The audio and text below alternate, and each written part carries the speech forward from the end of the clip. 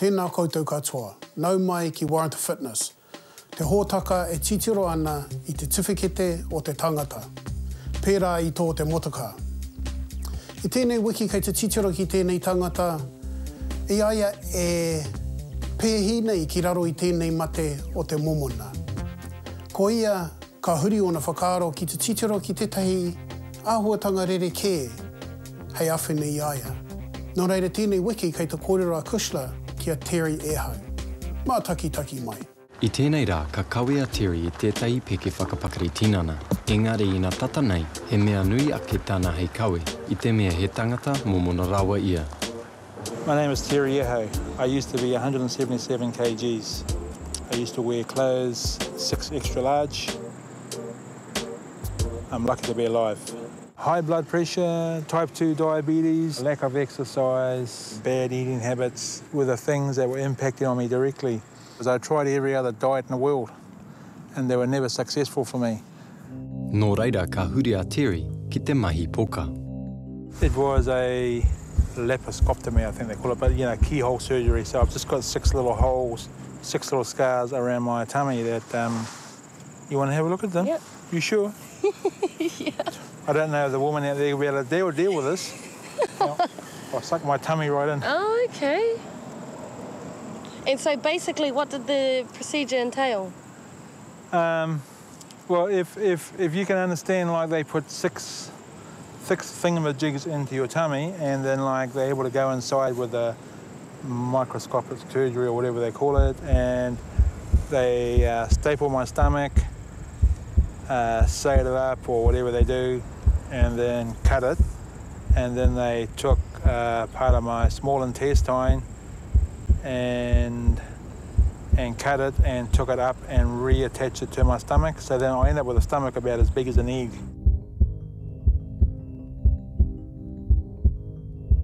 Koina tētahi whakautu rerekē mo te hunga momona rawa.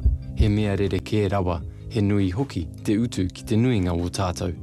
Engari, ka taia te nuinga ki te whakahaere I te toimahatanga, mā te takahuri I o tātou oranga. Ko te pai o tēnei pukatanga o te tinana, kia heke nei te taumahatanga o te tangata. Ko tēnei pukatanga e pā nei ki te puku, kei te kōrerau mo te puku o roto I tō puku. Ka kai koe katai ka horomi koe te kai I tō pūkai, ka tai nei tēnei wahanga o te kai ki tō puku.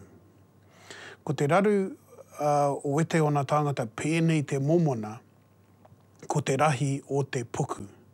Pēnei pēr te rahi o te puku. Ko tēnei pukatanga, kia hāwhe, kia hautoru pēr te rahi o te puku. Nō reira ka herea te puku, kia pēnei te rahi. I nā kai koe I te kai, ka tere ki tēnei wahanga o tō puku. Ka tahi ka whakaaro koe kua ki rawa tō puku. Nō reira ka iti noiho nei nā kai ka kainga e koe. Koena te rerekētanga o te tangata I muri nei, kare I te kai nā kai tino rahi rawa atu, te nui o nā kai ka kainga, ka iti haere nei nā kai. I guess there's lots of different causes. Is it psychological? Is it a disorder?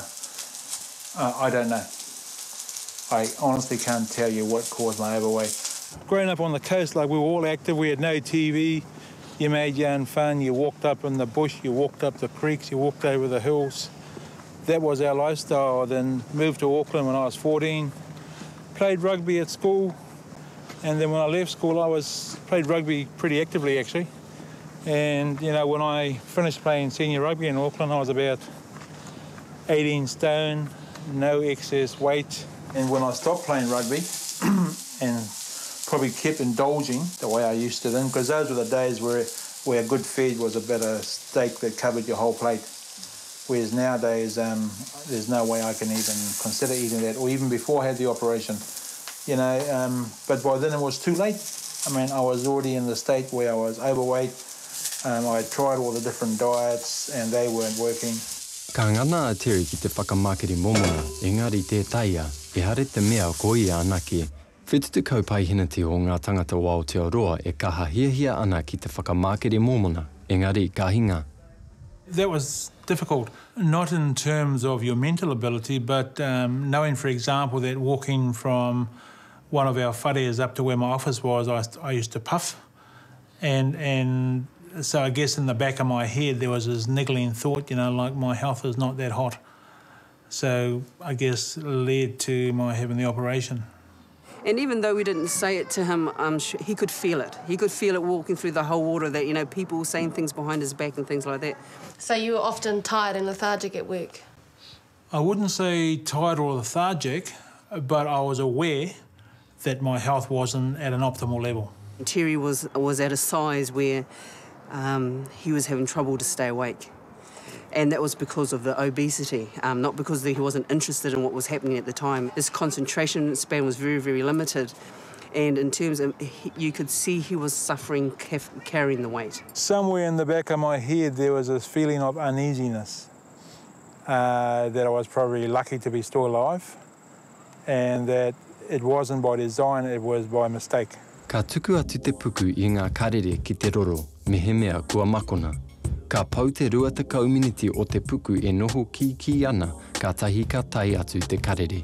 Over the years, my stomach had probably stretched way out of proportion to what was required. So the messages don't come until I got full. And like in your head, you knew that, geez, I've had 2 platefuls of that kai, so why am I going for a 3rd plate? But you just ignored it. The only time I really thought about it seriously was when I came to work at Ngāti Pro Hauora. And I ended up looking after disease state management, and our nurse at the time, Rota Jury, she and I talked a lot about diabetes, and Helen Paho, who runs our Ngāti and Healthy project, is a diabetes nurse specialist. So the impact of knowing a lot more about diabetes and knowing that I by then had been diagnosed with type 2 diabetes was having some serious implications on how I thought about the rest of my life. So I definitely had to look at the fact that if I didn't do something serious, I mightn't be around to do anything at all. We got some work to do.